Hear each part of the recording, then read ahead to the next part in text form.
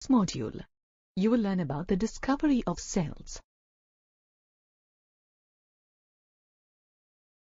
The discovery of cells dates back to the 17th century and is associated with the invention of microscopes.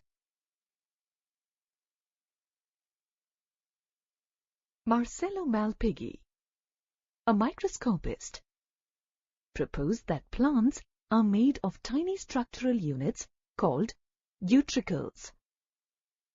In 1665, Robert Hooke, an English scientist, looked at a thin slice of cork through a compound microscope. He observed many tiny, hollow, room-like structures that resembled a honeycomb and called them cells.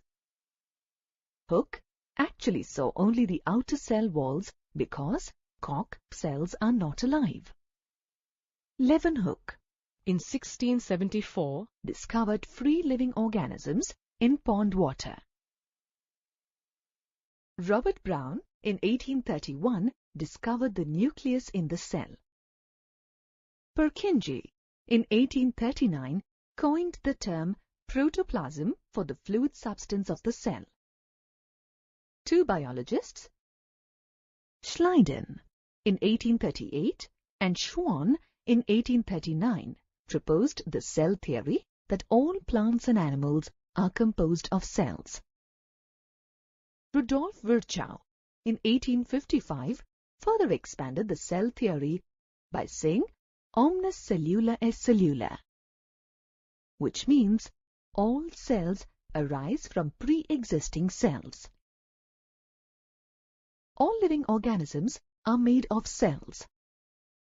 Cell is derived from the Latin word cellula, which means a little room.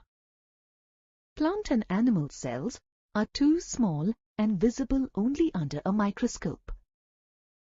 Microscope is one of the greatest inventions of mankind.